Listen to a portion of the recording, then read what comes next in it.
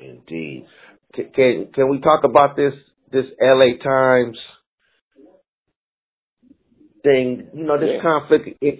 this conflict of interest that they brought up on you, man. That I would it be safe to say that kind of ended your radio run? Nah, not at all. It actually extended it and helped me because it made me look like I was some kind of Suge Knight of the radio world. What happened was when I linked up with Mizza, you know, like I told you, was the number one guy at Power 106, which at the time was the number one station in the country. So right off top, you should have suspected that at some point we was going to run into some kind of wall just because of that kind of connection. Somebody was going to be like, well, hey, you can't be linked up with somebody that works in radio, but why not?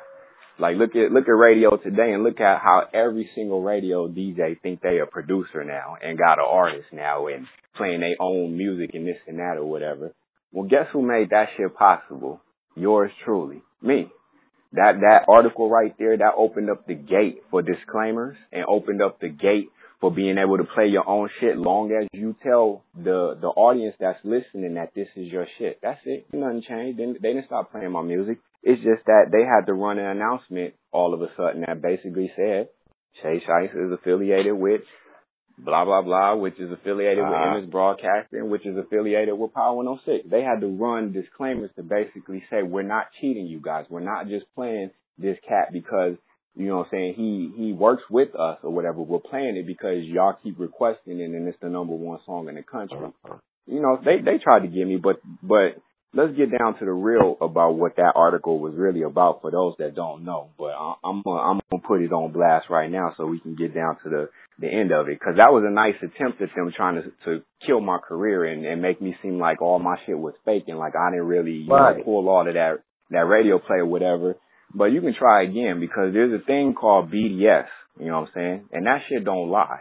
You know what I'm saying? It's a very technical coded type shit or whatever that any record, any mainstream record label, major record label can go check it if they want to at any time.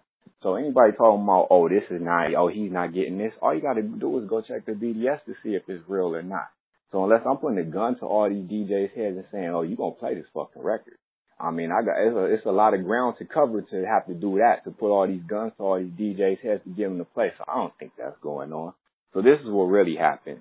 This is bitch ass nigga that used to work for LA Times called Chuck Phillips. He's the same bitch nigga that wrote that stupid ass article talking about Biggie Smalls was behind Tupac's killing. And Biggie sat in some room in Las Vegas and talked to some dudes and gave them the gun that did this and that. Utter bullshit. You know what I'm saying? Anybody that knows the story knows that Biggie ain't had shit to do with that. So this nigga, Chuck Phillips, wanted the Mizza, my partner at the time, to do a quote for that article, which was coming out. And it was supposed to be a big spectacle. Oh, we about to, you know, it's going to be a big deal, front page, this and that. And it was. It went down that day. But Mizza didn't want no parts of that because he knew that the article was bogus. Everybody knew that shit. Like, that shit didn't happen that way. It was just an unfortunate circumstance that took Tupac away from us. And to put that on somebody else that don't have anything to do with that, that's just immoral and that's not even, you know, that's not even cool. So Mizza didn't want no parts of that, and he told Chuck Phillips to go fuck himself. Chuck Phillips responded with that article that you are referring to, which is, how can somebody that's so unknown get this much airplay? Oh, it's gotta be rigged. Oh, he this, that, or whatever. Oh, he didn't even sell no records when the album came out or whatever. Just all bullshit. Like, you can go check all of that shit. You're gonna say I didn't sell nothing when you can go check SoundScan to see that I did. I sold more than these whack-ass fools that come out today is still trying to sell to this day. You know what I mean? Back when the West Coast was, when people really used to fuck with that music. So that was a Chuck Phillips attempt to sabotage me and Mizza's run because Mizza didn't want to give him a quote for his stupid-ass Biggie killed Tupac article. And that's it.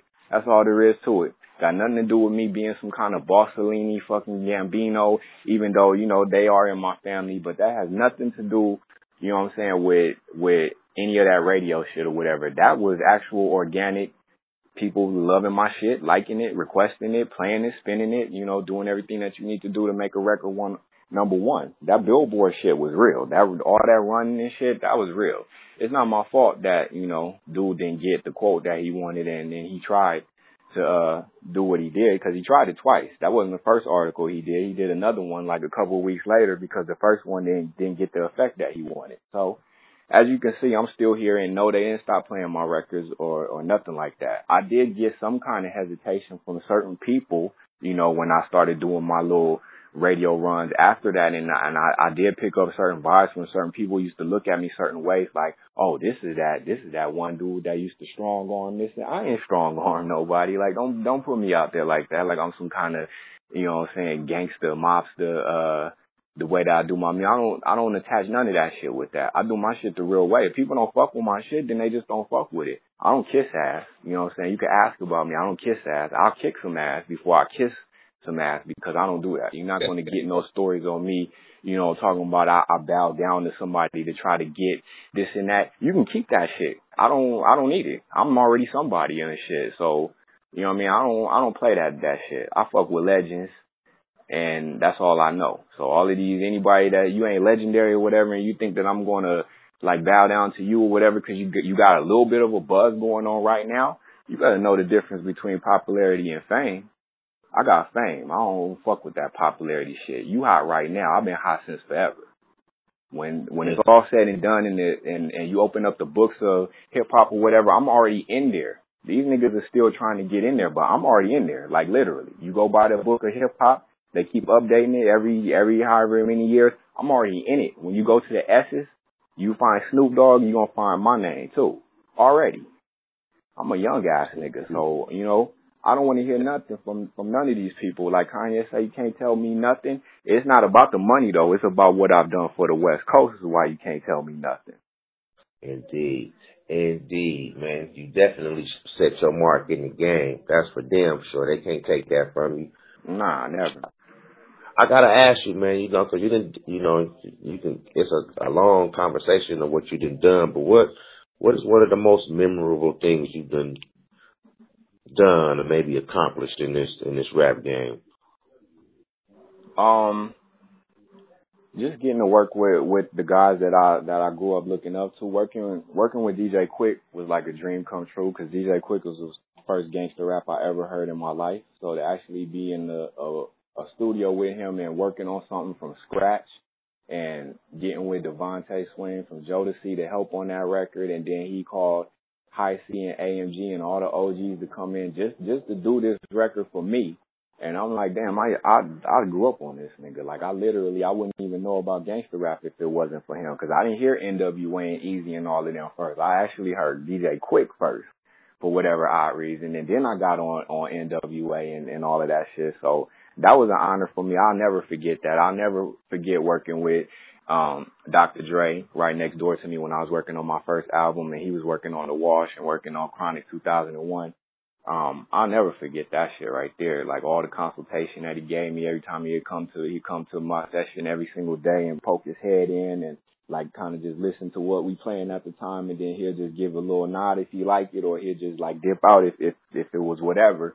And that's kind of how certain songs ended up on the album and certain ones I pulled, because I figured if he dipped out and didn't nod, then it must be something wrong with it, so I ain't fucking with this one. So he got a lot to do with like a lot of shit, and actually telling me shit specifically. And I got to roll with him. I was with him in Vegas when he got that Lifetime Achievement Award at the Radio Music Awards. I won my first award ever for where I want to be, like breaking like all types of history. And he won a Lifetime Achievement Award, and I literally rolled with him on this night, like by his request. So it's a lot of things like that. I remember when Jay-Z told Mizza to come get me out of my dressing room to come holler at me right before I went on stage at Powerhouse for my first time ever, and he just wanted to tell me that he was digging my record, and that him and Dame Dash, that was like all they was listening to while they was out there in LA at the time and shit. So I'll never forget that. I'll never forget meeting Michael Jackson.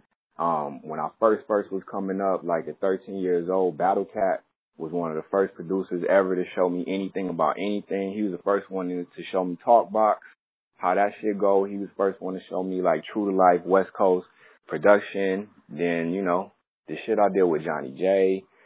Man, it just go on forever. Hooking up with Teddy Riley, Bone Thugs and Harmony, which is like my favorite group of all time. I was in junior high school, like growing up listening to them, studying their music, trying to rap like them because nobody else could.